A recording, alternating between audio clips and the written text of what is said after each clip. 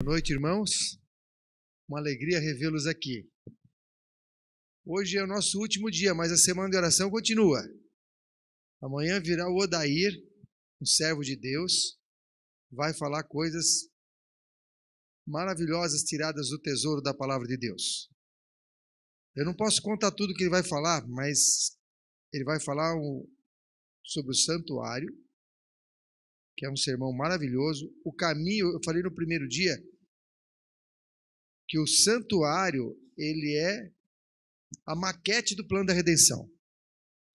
O Senhor deu uma ilustração perfeita do plano da redenção no santuário. A gente conhecendo o santuário, a gente entende o plano da redenção. Os meus mandamentos chegaram? Os 10 mandamentos chegaram? Então, assim, estão os 10 mandamentos aí, não? Os 10 estão? Que legal. Esses versos que a Gabi tem cantado aqui, vocês encontram ele na internet, bibliamelodica.com.br. Tem cifra, tem playback, tem MP3, e é tudo de grátis. É tudo grátis, tá? É bom para decorar. Principalmente crianças, você põe para elas ouvirem, elas logo decoram os 10 mandamentos, as 3 mensagens angélicas, tem uma porção de textos lá. A música facilita a memorização. Isso o antigo Israel fazia assim. Durante as viagens, eles iam cantando os salmos e eles decoravam. Nós podemos fazer o mesmo. Que o Senhor abençoe todos aqueles que guardarem a sua palavra no coração. Quem são os eleitos de Deus? Quem são? Existe uma corrente teológica que acredita na predestinação, que Deus já escolhe aqueles que vão se salvar. Imagina você, né? Tem 3 filhos, 4 filhos. Você vai escolher um que vai salvar e 3 que vão se perder, por quê? Isso não seria um Deus de amor. Isso não tem nem cabimento atribuir uma coisa dessas a Deus, que Ele escolhe quem Ele acha que deve salvar e os que vão se perder. Mas quem são os eleitos de Deus? É que vai passar hoje. Isso. Vamos ler esse texto. Texto inspirado que está em Patriarcas e Profetas, página 208. Eleita é toda alma que opera a sua própria salvação com temor e tremor. É eleito aquele que cingir a armadura e combater o bom combate da fé. É eleito quem vigiar e orar, quem examinar as Escrituras e fugir da tentação. Eleito é aquele que continuamente tiver fé e que for obediente a toda palavra que sai da boca de Deus. Esse é o eleito. Você quer ser eleito? Eu não vou pedir para levantar a mão, porque eu acredito que todos levantariam. Porque quem não for eleito por Deus vai ser eleito pelo inimigo. Todos devemos ser eleitos, irmãos. Vamos mastigar esse texto, vamos. Primeiro item, são 7 condições para ser eleito. Olha só, o número 7 é o número da perfeição. E nesse texto aparecem 7 frases para a gente entender o que é ser eleito. Eleito é toda alma que opera a sua própria salvação com temor e tremor. Como é que a gente opera a nossa salvação? Nós vimos ontem. Como é que a gente opera a nossa salvação? Quando nós entregamos nossa vontade a Deus. Vocês estavam aqui ontem? Vocês lembram disso? Quando nós entregamos a nossa vontade a Deus, nós escolhemos servi-lo, então Ele opera em nós o querer efetuar. Então, é isso que é operar a nossa salvação, com temor e tremor. Cingir a armadura e combater o bom combate da fé. O que é cingir a armadura? Isso é uma ilustração.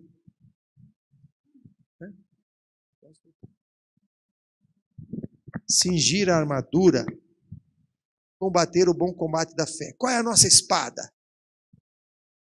É a palavra. Palavra? Sabe manusear a palavra? Olha, é muito legal esse negócio de celular, mas é bom a gente estudar direto na palavra, sabe? Porque outro dia eu falei para uma pessoa que estava lá em casa procurar o livro de Tiago. Ele foi lá no Velho Testamento, começou lá no comecinho, procurando Tiago. Aí ia demorar a achar, sabe? Porque está lá no fim. Então é bom que a gente aprenda a manusear a palavra de Deus, saber onde estão os livros, né? Muito importante. Cingir a armadura, combater o bom combate da fé. Cada frase dessa, irmãos, daria um sermão. O que é cingir a armadura? O que é combater o bom combate da fé?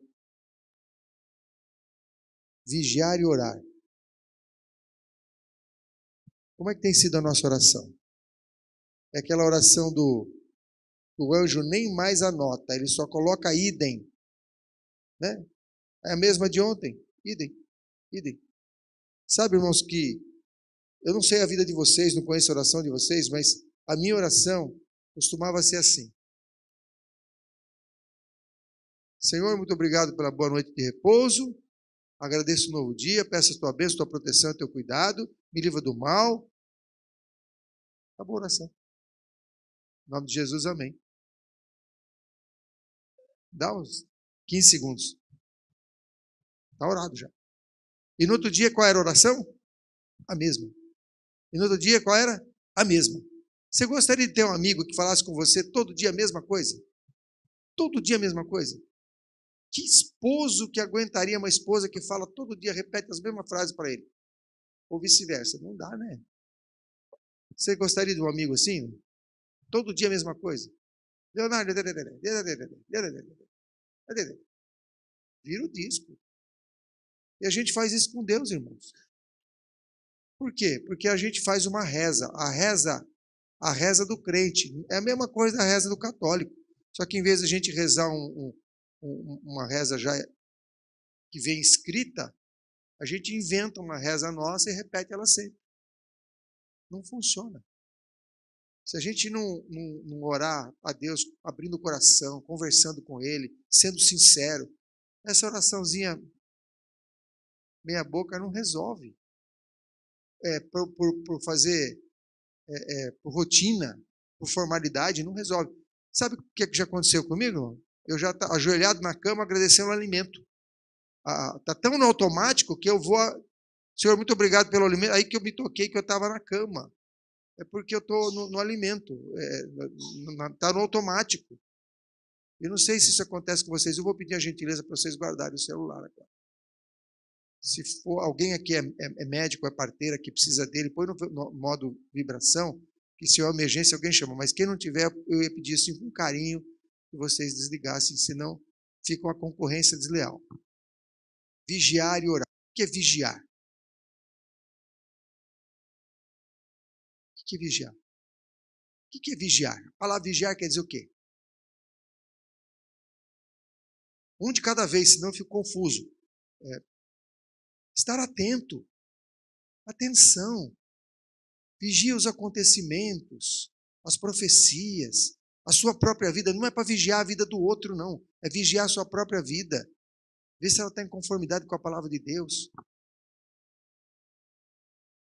Examinar as Escrituras.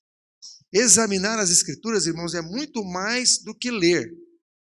Quando a gente faz um exame, é uma coisa com cuidado, com critério. Senão a gente vai ser enganado e tem que estudar por si mesmo, viu? Nós estamos na era da Novo Tempo, o adventista da Novo Tempo.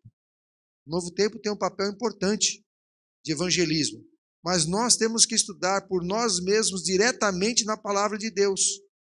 Bíblia, Espírito e Profecia. Estudando, pedindo a guia do Espírito Santo, estudando por nós mesmos. Sabe por quê? Senão a gente vai ser enganado. Se eu estiver falando aqui alguma coisa errada e vocês não estudarem por si mesmos, o que vai acontecer? Vocês vão acreditar em mim e vão ser enganados. Tem que estudar por si mesmo, tem que ser beriano. O beriano vai conferir-se a si mesmo. Fugir da tentação. Como é que esses são os eleitos de Deus. Fugir da tentação. Como é que a gente foge da tentação? Se você é um ex-alcoólatra, mas ainda sente gosto pela bebida, acabou o fósforo na sua casa, você vai comprar no bar ou na quitanda? Se você vai comprar no bar, há uma grande chance de encontrar um ex-colega ali, e aí já sente o cheiro. Você está entendendo? Dê um exemplo, tem milhares de exemplos. Mas não se coloca onde a tentação pode te fisgar. Foge da tentação. Igual José fez, fugiu. Continuamente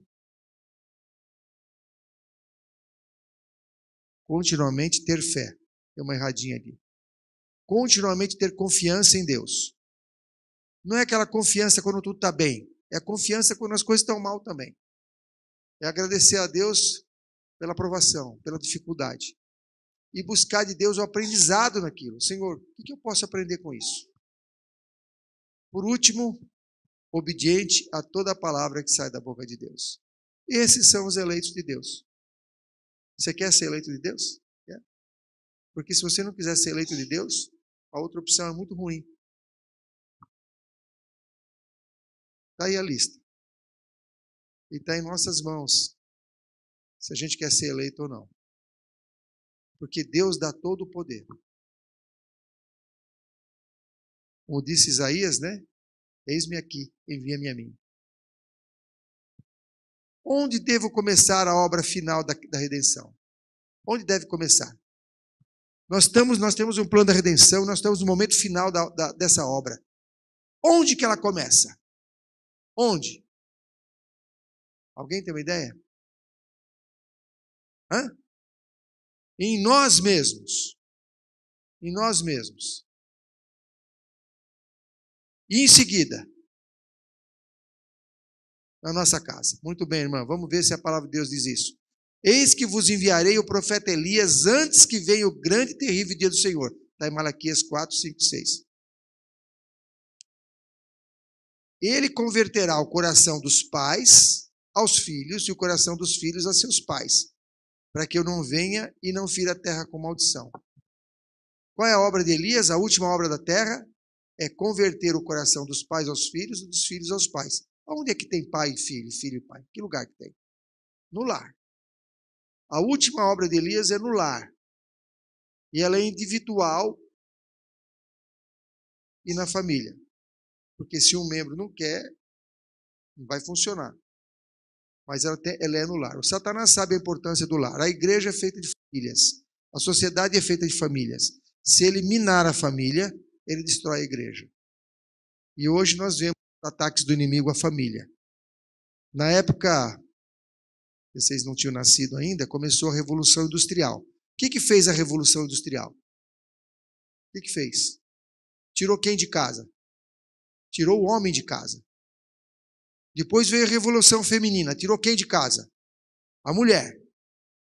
Agora veio a Revolução Tecnológica. Trouxe o que para dentro de casa? O inimigo. Tem lá, televisão, ensinando nossos filhos, internet. Olha só como desfacelou a família. Põe o pai num lugar, a mãe no outro, e aí traz uma babá eletrônica para ensinar o seu filho. Irmão, se vocês têm amor nos seus filhos, não coloquem dentro de uma televisão. Se você tem uma televisão, põe no galinheiro. Põe lá, as galinhas não vão se incomodar. A televisão tem sido uma desgraça para a nossa igreja. Filmes, novelas, até reportagem. O que traz uma reportagem? O que traz um jornal? Você vê o que no jornal? O que o diabo fez no mundo. As desgraças do mundo. É só roubo, extorsão, desvio de dinheiro, não sei o que, você fica com raiva.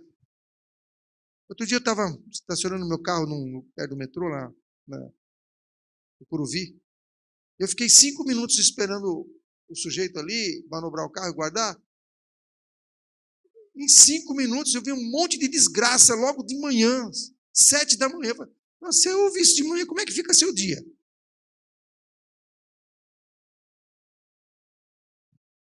A gente precisa se instruir com a palavra de Deus. A obra de Elias começa em casa. Começa no lar. Quem é o responsável pelo lar? O pai. Na ausência do pai, ou se o pai não é cristão, a mãe assume. Se você mora sozinho, seus pais não são cristãos, não tem problema. Exerça você a influência. Seja você um Daniel, um José ali no seu lar. Quem é o terceiro Elias? Quem é o primeiro Elias? Essa é fácil, hein?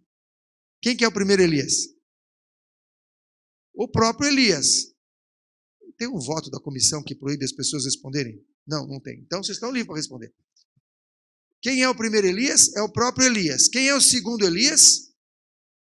João Batista. E quem é o terceiro Elias? Nós, quer ver?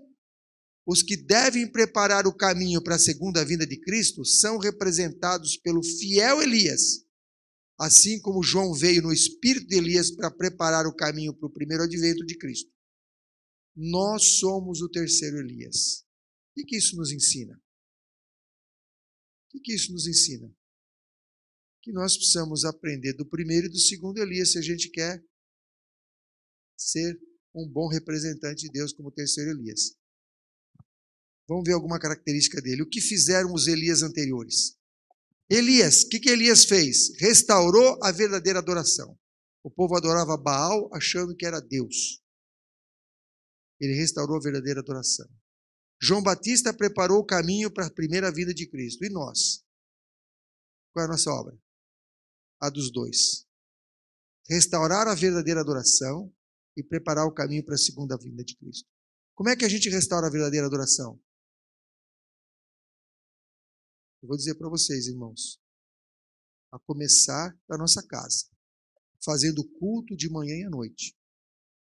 O pai tem que erguer o altar da família, de manhã e à noite, chamar a sua família junto de si, cantar louvores ao Senhor, apresentar os seus pedidos de perdão pela família, interceder pela família, estudar a palavra de Deus, orientar os seus filhos. Se o pai não é adventista ou não está presente, que a mãe faça isso. Se não tem mãe e pai que faça isso, você assume. Se você mora sozinho, faça o seu culto sozinho. Mas precisa erguer o altar. Começando a restaurar a verdadeira adoração. Isso em casa. E na igreja? Como é que a gente restaura a verdadeira adoração? Em primeiro lugar, irmãos, reverência. Não se come dentro da igreja. Não é lugar de comer. Nem criança. Criança não precisa comer nos intervalos, viu? Se é bebezinho, tem que mamar, é diferente. Mas uma criancinha que já anda, não precisa comer dentro da igreja. Que roupa que a gente deve usar? Não só dentro da igreja, mas fora.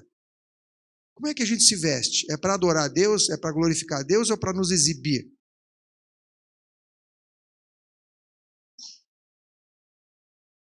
Conversa, uso de celular. Eu estou aqui dentro falando com quem? O quê? Precisamos restaurar a verdadeira adoração. Os anjos estão aqui. Nós cantamos o hino assim, que Deus está presente. Não tem um hino desse? Deus está presente, vimos adorá-lo. Deus está presente e eu estou vendo coisa que não tem nada a ver com Deus. A minha saia parece elástico, que eu tenho que ficar toda hora puxando aquelas.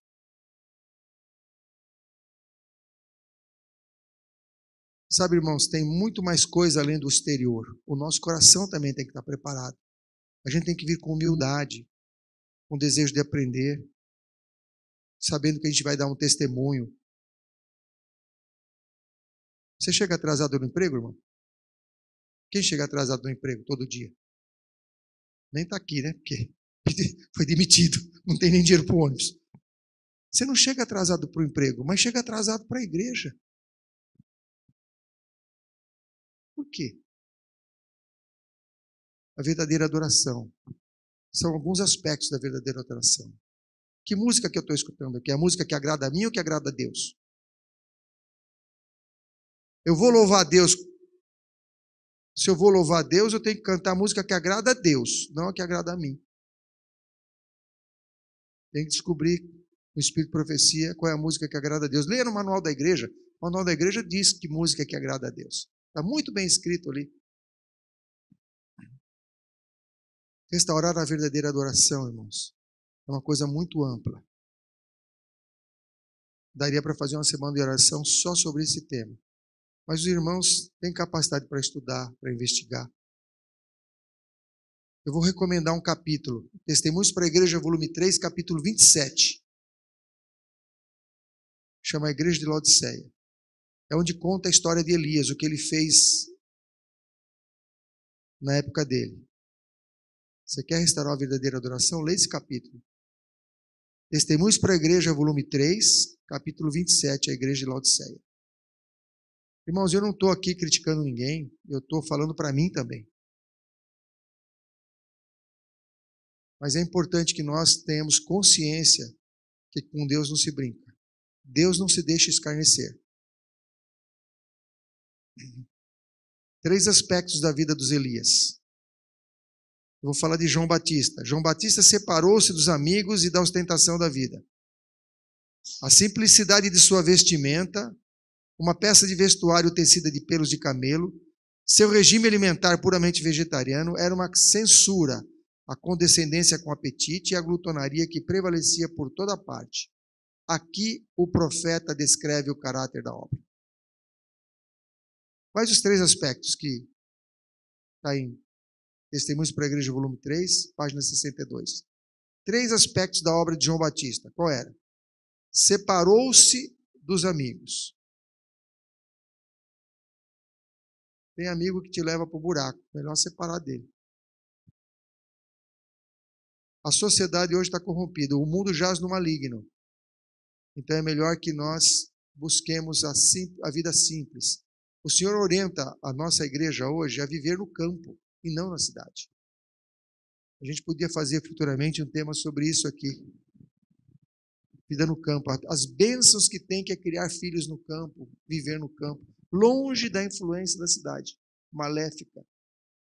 Perturba a nossa cabeça. Eu tenho um amigo lá no sítio, que ele foi comigo para Campinas, passou o dia comigo em Campinas. No final do dia, ele falou assim, eu vou falar no sotaque mineiro, tá? Como ele falou, rapaz, oi, cansei mais que trabalhar na roça. Essa zoeira, essas coisas passando nos olhos da gente assim, ó, cansa demais. Esse povo é louco. Vocês entenderam? Muito barulho, poluição visual. Cansou meu amigo mais que trabalhar na roça, no pesado. A gente se cansa e não sabe por quê. No final do dia a gente está cansado e não sabe por quê. Poluição sonora, poluição visual. O Senhor quer nos dar tranquilidade e paz.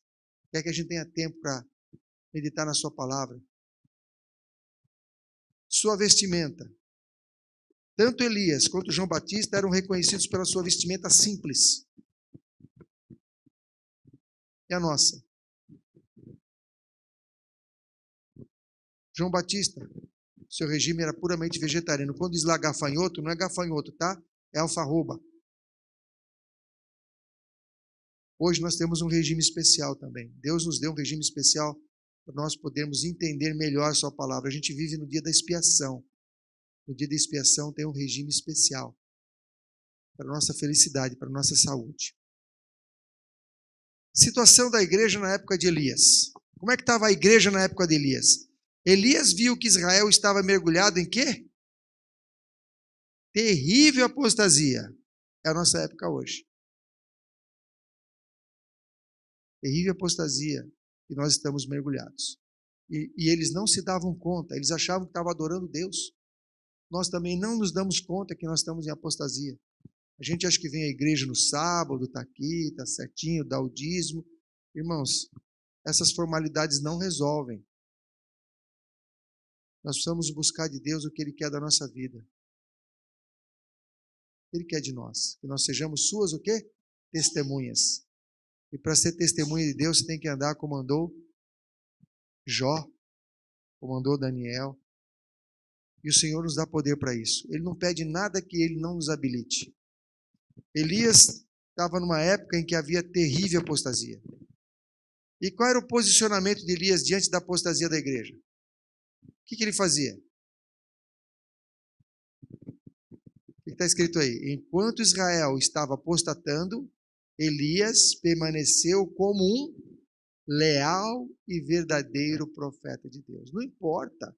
Esse negócio de todo mundo faz é a coisa mais... É a pior coisa que tem. Se todo mundo faz, eu estou falando da igreja, tá? Se todo mundo faz, abre o olho. A maioria vai se perder ou vai se salvar? Ah, a maioria vai se perder. Então você vai fazer o que a maioria faz? Para onde você vai? Vai para o buraco. Irmão, se a maioria vai se perder e eu estou seguindo a maioria, não precisa ser muito inteligente, não precisa ser muito esperto. O que vai acontecer comigo?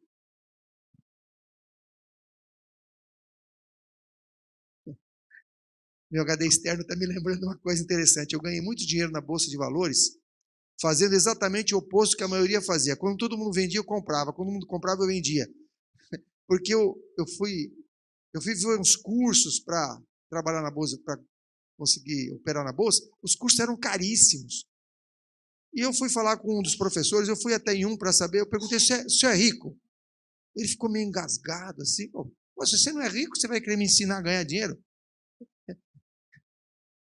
Na época que eu estava atrás disso. O cara não é rico e quer me ensinar como ganhar dinheiro. Eu não vou assistir aula com esse camarada. Ele está dando aula aqui para ganhar uma mixaria. Se ele fosse realmente bom em bolsa de valores, ele não estaria nem aqui dando aula. Quer saber um negócio? Não vou fazer curso nenhum. Vou estudar de outra forma. Aí fui estudar a vida de um ricão. Ganhou dinheiro na bolsa, chamado Warren Buffett. E eu vi que ele fazia sempre o contrário da maioria. Eu falei, esse cara está certo, porque se a maioria perde dinheiro e a minoria que ganha, eu vou fazer o contrário da maioria. E foi assim que eu comecei a agir. Sempre, a maioria ia para cá e eu ia para cá. Mas não estou aconselhando ninguém a fazer isso não, porque esse não é um dinheiro bom, não. O dinheiro bom é aquele que é ganhado com o suor do rosto. Aquele que a gente ganha com o suor do rosto. Eu já não faço mais isso, graças a Deus. Foi duro a largar, mas o Senhor dá poder.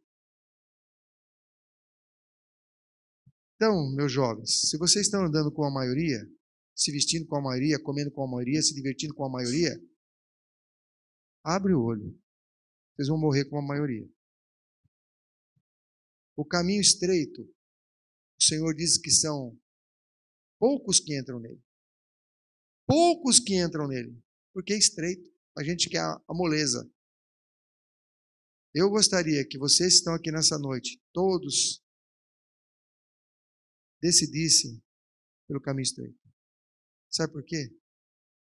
No final vem a glória. O caminho largo, ele tem uma aparente facilidade, mas no final é desgraça. Vocês já viram alguém morrendo sem esperança?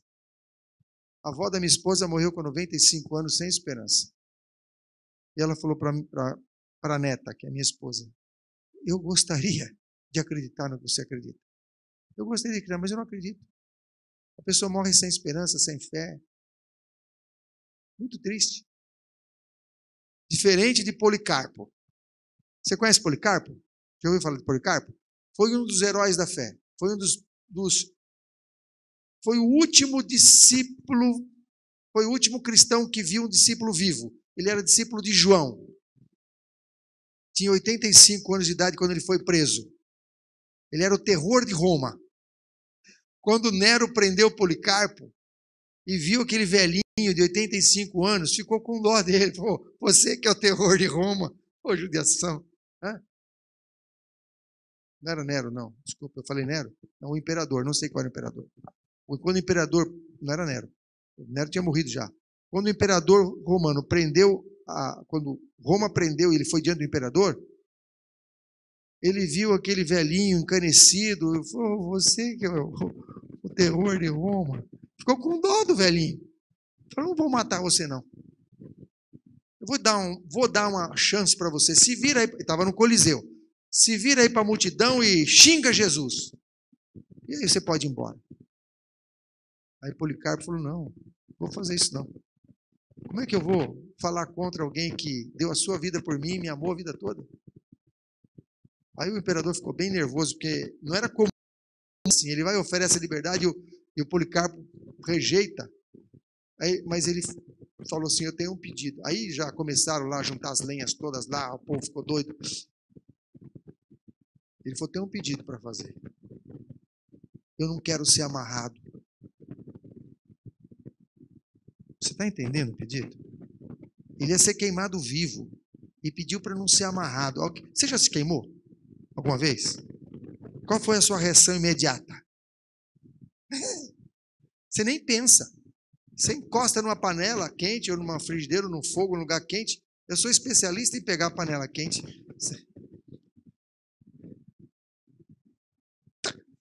Você tira na hora.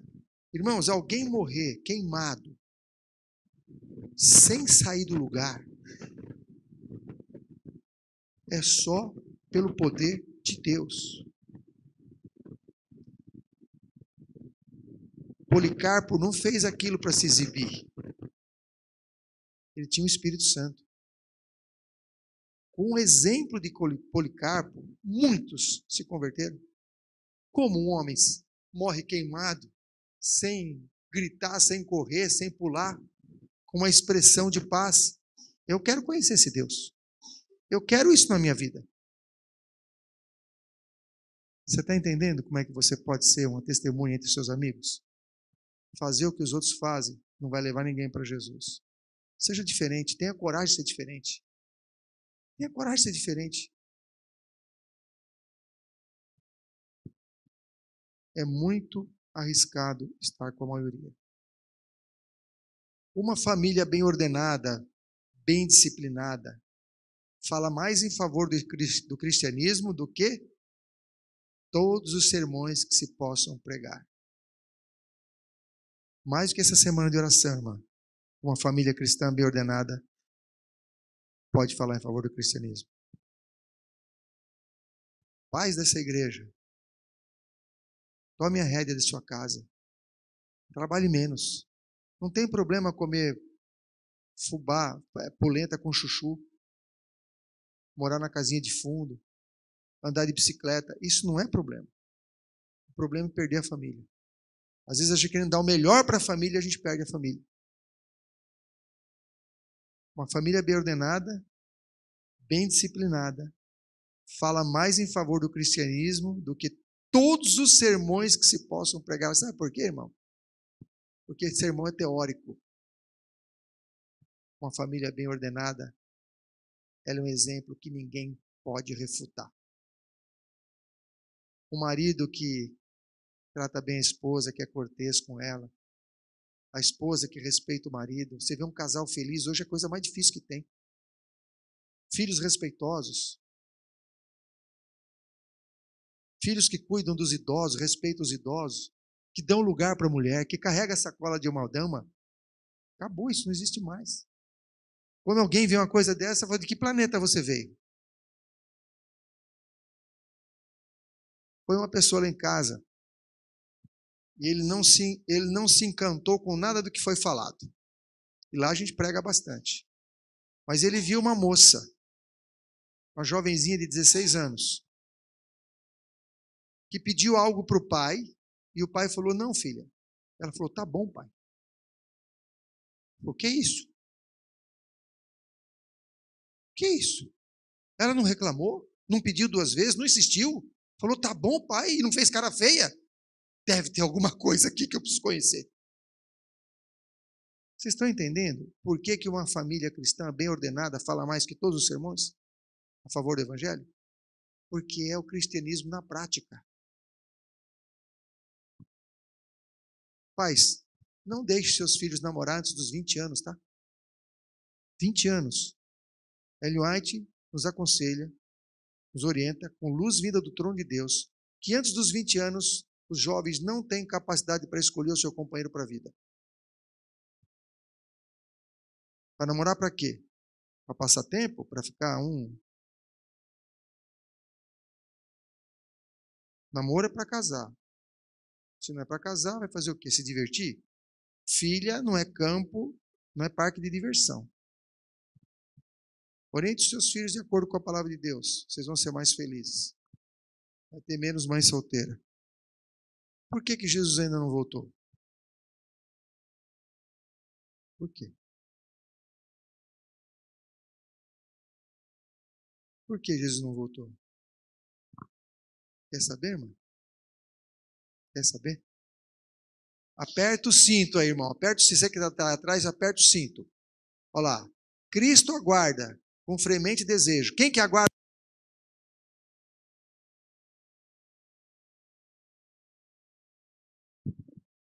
Não é nós que aguardamos Jesus, é Ele que nos aguarda. Cristo aguarda com fremente desejo a manifestação de si mesmo em sua igreja. Quem que aguarda quem? Cristo nos aguarda. E como que ele aguarda? Com fremente desejo. Sabe o que é fremente? Ardente desejo. Com muito desejo. O que ele está aguardando? A manifestação de si mesmo em sua igreja. O que é isso?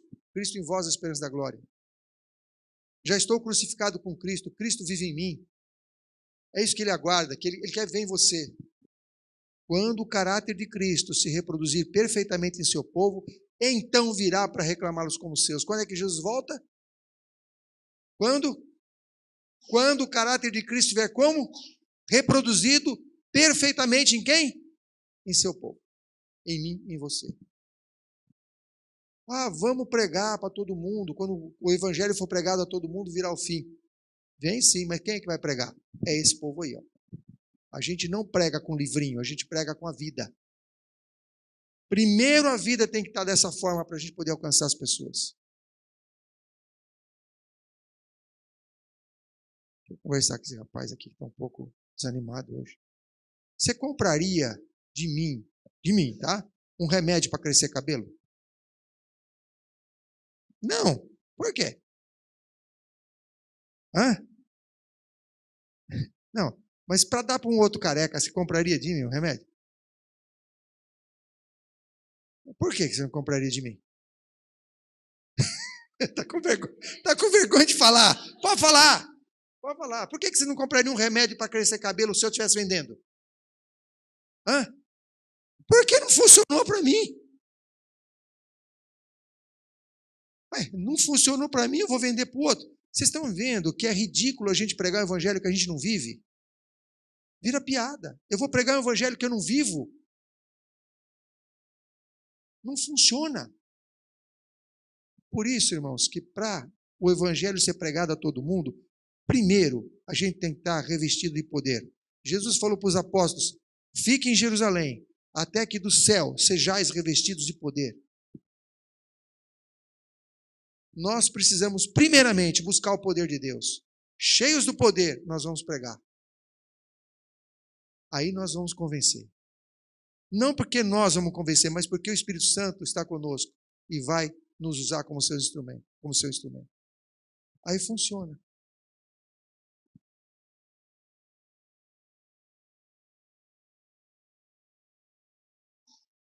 Caráter perfeito é a última obra entre o remanescente. A última obra entre o remanescente é a obra de Elias. A obra de Elias é a conversão da família. Conclusão, um caráter perfeito passa pela conversão da família. Irmãos, vamos... Eu não sei quem é do Lar e Família aqui nessa igreja, mas você tem bastante trabalho, irmão. Trabalho muito importante. Tem outra coisa, quem é diretor de jovens aqui? Aqui, você? Vou dar uma dica para você. Não segregue os jovens dos adultos. Não segregue, não separe.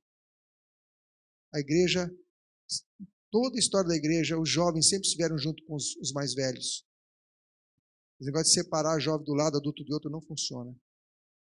Faça programas onde se envolva toda a família, toda a igreja. Os mais velhos com a experiência, os mais jovens com a força e disposição, com o dinamismo.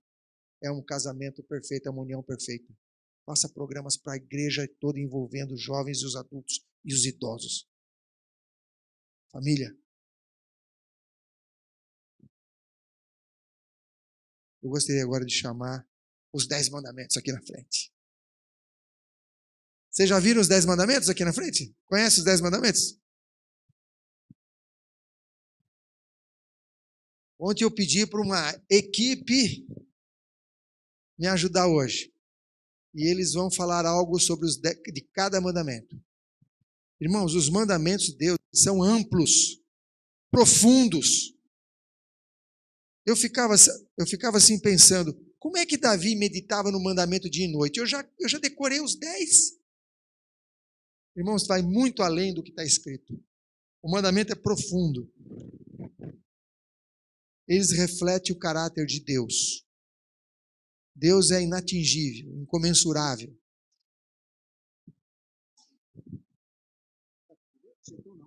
Sim.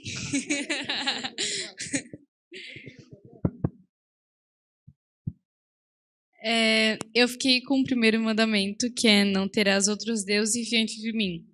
Deus, quando Ele colocou esse mandamento para a gente seguir, para a gente viver em nossa vida, ele quis dizer muito além do que só, tipo, não terás outros deuses diante de mim. Não só do que imagens, que é o que a Carol vai falar um pouquinho mais. Mas ele quis dizer deuses que muitas vezes pode ser algum objeto, alguma pessoa até, alguma comida, alguma série, qualquer coisa na nossa vida pode assumir o lugar de Deus. E eu li no livro que você falou, dos 10 Mandamentos, eu li uma frasezinha assim: não conceda um lugar supremo na sua vida a algo ou alguém que no fim só irá desapontá-lo ou machucá-lo. A gente deve deixar de lado as ideias e interesses que não sejam para a honra e glória de Deus. Foi isso que eu entendi. O segundo mandamento, ele fala de imagens. E aí, se a gente olhar aqui de nossa igreja, a gente não tem imagens, né? Só que é muito mais amplo do que isso. A adoração que diz o segundo mandamento tem a ver com o seu carro, tem a ver com o seu dinheiro, tem a ver com a sua casa, com um ídolo, uma pessoa. Então, o segundo mandamento, ele me ajuda a entender que a adoração é a Deus sobre todas as coisas. E a parte que eu mais gostei foi a última parte do verso que diz assim: eu posso estar usufruindo da misericórdia de Deus por causa das minhas gerações passadas. Então, leia depois lá em Êxodo e diz isso, exato, a misericórdia de Deus vai visitar até 1000 gerações. E então, eu posso estar usufruindo da misericórdia que a minha mãe pediu a Deus, e o meu filho, os meus netos, enfim, pode usufruir da misericórdia através da minha adoração hoje. Isso é lindo. Muito legal. Bom, eu fiquei com o terceiro mandamento, e o terceiro mandamento, ele fala para não tomarmos o nome de Deus em vão. E antes de eu falar aqui um pouquinho, eu quero pedir para que os irmãos leiam o livro Os 10 Mandamentos. Ele realmente é um livro muito bom. Tudo que eu vi sobre o terceiro mandamento, eu tirei do livro Os 10 Mandamentos. E, assim, e eu percebi no livro que o terceiro mandamento tem uma correlação com o batismo. Aí eu peguei e me perguntei, mas como assim com o batismo? Aí dizia assim, ao nascermos, recebemos um sobrenome indicado que faz parte de uma determinada família. Na família de Cristo, não é diferente. A partir do momento que descemos nas águas batismais, somos chamados pelo nome do Pai. O apóstolo João diz que Deus nos ama tanto que somos chamados de filhos do Pai. Então, assim, quando se trata de tomar o nome de Deus em vão, não quer dizer só falar na hora que estiver fazendo alguma brincadeirinha, essas coisas. Mas quando nós descemos nas águas batismais, nós começamos a fazer parte da família de Deus. Então, se nós não honrarmos esse nome que nós estamos carregando, nós estamos tomando o nome de Deus em vão.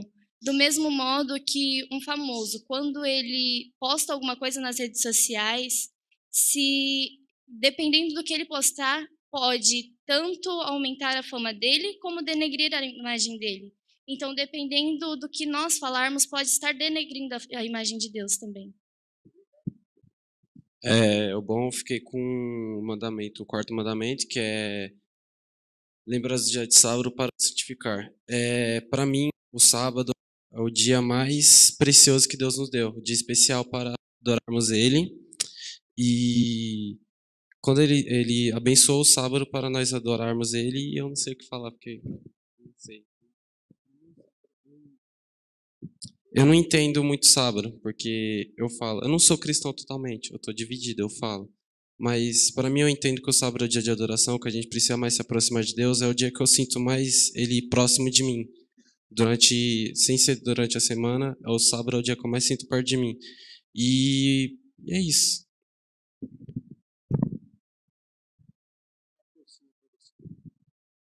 O quarto mandamento é o único que traz que Deus é o Criador de todas as coisas.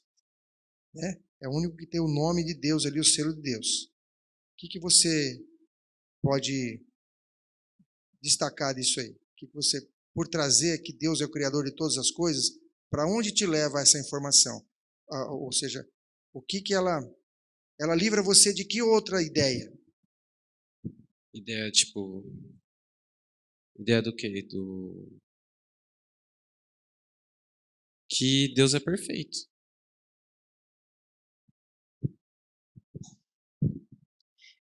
Eu fiquei com o 5º mandamento, o mandamento honra teu pai e tua mãe para que te prolongue seus dias na terra. Além de mandamento, ele é uma promessa de que se honrarmos nosso pai e nossa mãe, Deus, né, nada mais que Deus, prolongará nossos dias na terra. E como honrar pai e mãe? Devemos honrar pai e mãe demonstrando com palavras e atitudes respeito à autoridade que Deus deu aos nossos pais na terra. E esse mandamento ele está interligado aos outros 9, que obedecendo às leis de Deus, Deus não dará a imortalidade, mas não a imortalidade na terra, uma imortalidade na Nova Jerusalém. Eu gosto muito desse mandamento, sabe, irmãos? É uma bênção. Eu vou dizer para vocês, mesmo os casados devem continuar honrando o pai e mãe, tá? Não é só quando é solteiro, não. Casou, ainda continua honrando o pai e mãe. Eu não consigo entender filhos colocando pais idosos em asilo. Não consigo entender isso. Não.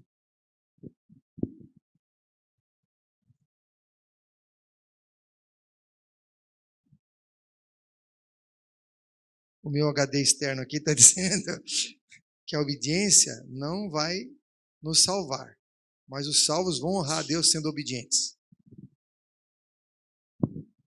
Bom, eu fiquei com o 6º mandamento, que na versão da minha Bíblia é simplesmente não mate. Então ele se torna o menor versículo de toda a Bíblia. Mas quando você vai buscar um pouco mais sobre o significado de tudo que esse verso representa, a gente encontra muitas coisas interessantes. E primeiramente com relação ao significado propriamente dito do termo, que nós poderíamos traduzir como não cometerás homicídio. Seria uma expressão mais atualizada. E a serva do Senhor, ela escreve em uma de suas citações que Deus, ele poupou o primeiro homicida de toda a história, Caim, para dar um grande exemplo para todo o universo do conflito que existiria entre o bem e o mal. Foi o primeiro homicídio que aconteceu. E ao entender que Deus ele poupou, logo nós precisamos entender que, de certo, haveria uma consequência por isso. E Caim ele foi poupado. Então, quando a gente estuda a respeito desse verso, a tradução contextualizada seria não cometerás homicídio. Não é algo contra a supressão da vida de qualquer maneira. Na verdade, o que está sendo proibido ali é o assassinato e matar alguém maliciosamente com premeditação. Seria a definição exata do termo não mate. A revista Adventista, ela lançou no ano passado, quando repercutiu o caso de um jovem que foi morto e condenado à prisão e futuramente deveria ter pena de morte fora do país. Repercutiu muito a respeito disso e cristãos do mundo inteiro se manifestaram indagando que não poderiam matar porque Deus não aprovaria isso. E, na verdade, um pastor aqui de Guarulhos, pastor José Flores, ele fez uma reportagem para a revista Adventista esclarecendo que a pena de morte e até o assassinato por legítima defesa não estão inclusos no não mate dos 10 mandamentos.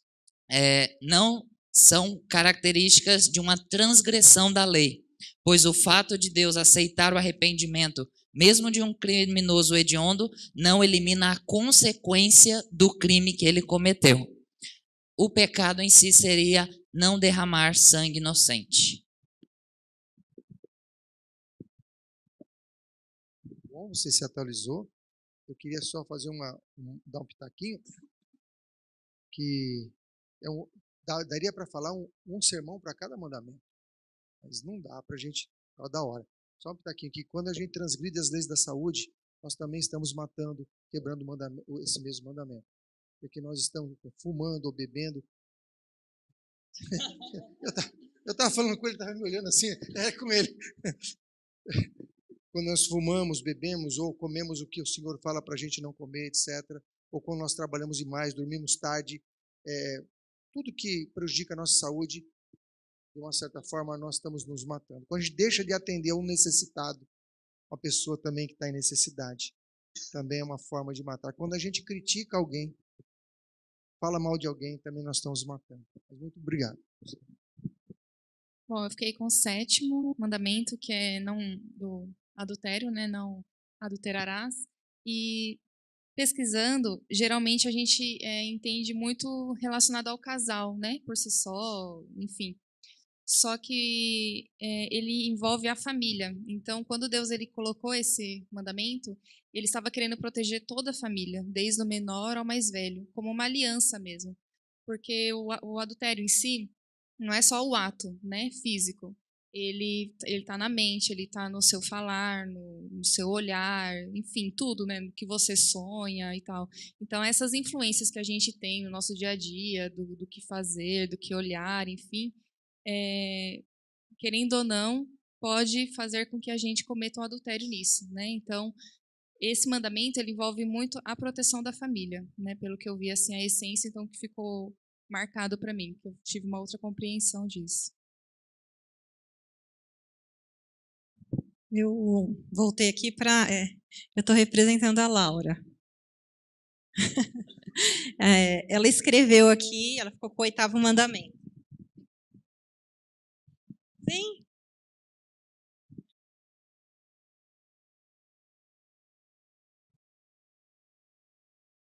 Eu vou ler, mas foi a Laura que estudou e escreveu, tá bom?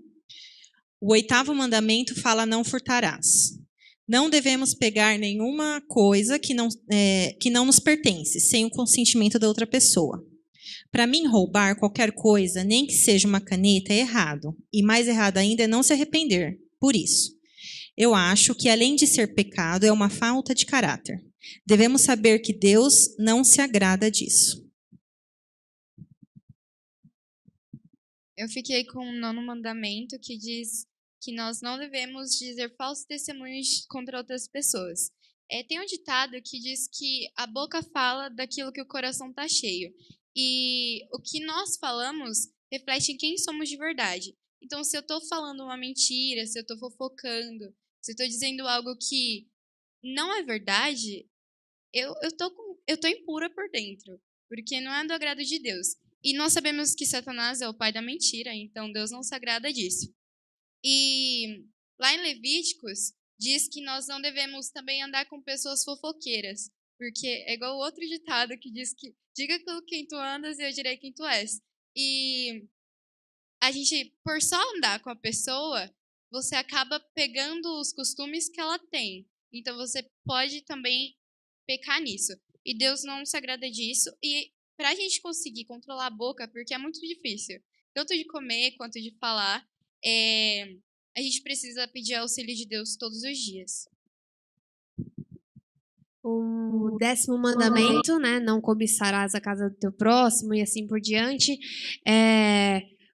Como que chega a cobiça no coração do ser humano? É porque ele coloca o dinheiro, o sucesso, a fama e todas as outras coisas acima do que é mais importante, que é Deus. Então, o ser humano acaba achando que felicidade para a vida dele, para a família dele. Então, ele acaba desfazendo a família dele por causa disso, porque ele cobiça as coisas, a mulher ou qualquer coisa de outra pessoa, acaba denegrindo ele mesmo e a família dele. E isso é muito sério.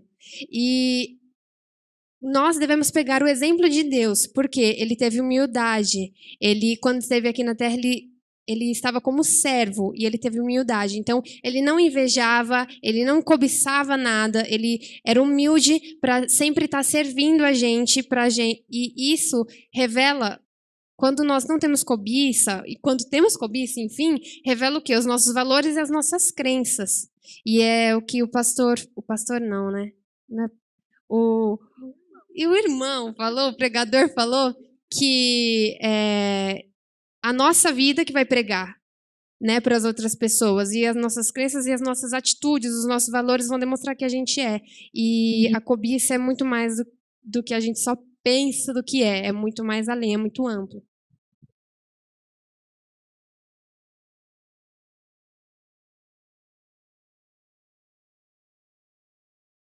presentinho para cada um de vocês, mas ficou lá na casa do Marcos.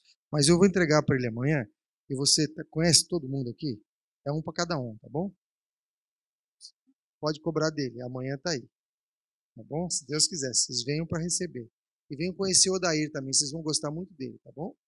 Muito obrigado, Deus abençoe vocês, que vocês continuem meditando nos mandamentos de Deus, se aprofundando e sejam representantes dele aqui na Terra. Obrigado.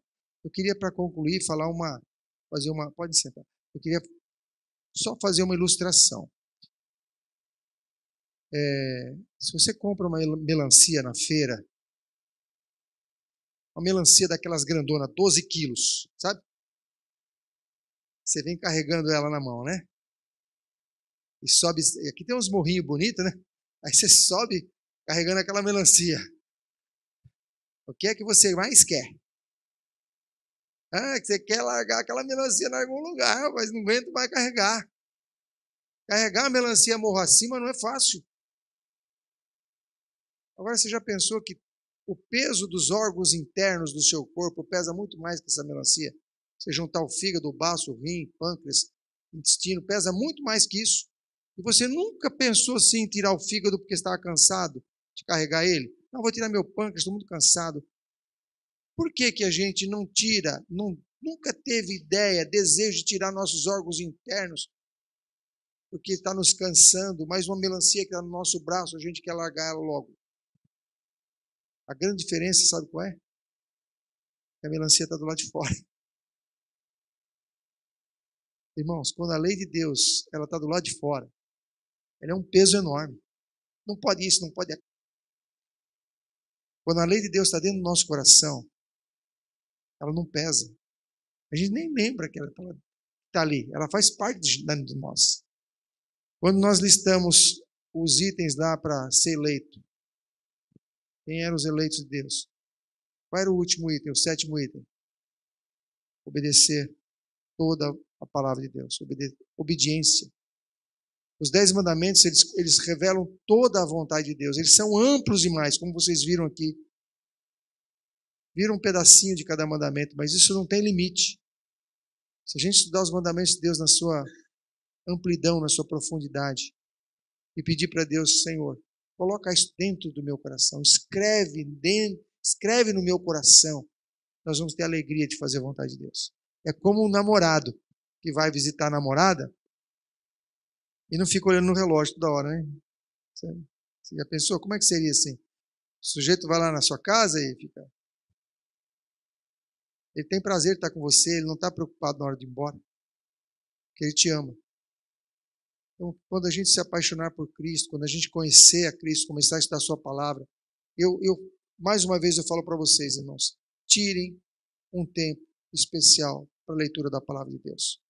Comecem a ler Caminho a Cristo, comecem a ler o livro de João, Desejar Todas as Nações. Não importa o que você escolher, leia com oração, 1 hora por dia, estude. Você vai desenvolver um relacionamento com Cristo de amizade, de confiança. Isso vai fazer toda a diferença na sua vida. Eu não sei se eu vou encontrar vocês novamente aqui nessa terra, mas eu gostaria de encontrar vocês naquela nuvem subindo para encontrar o Senhor Jesus. Amém? Vamos nos ajoelhar?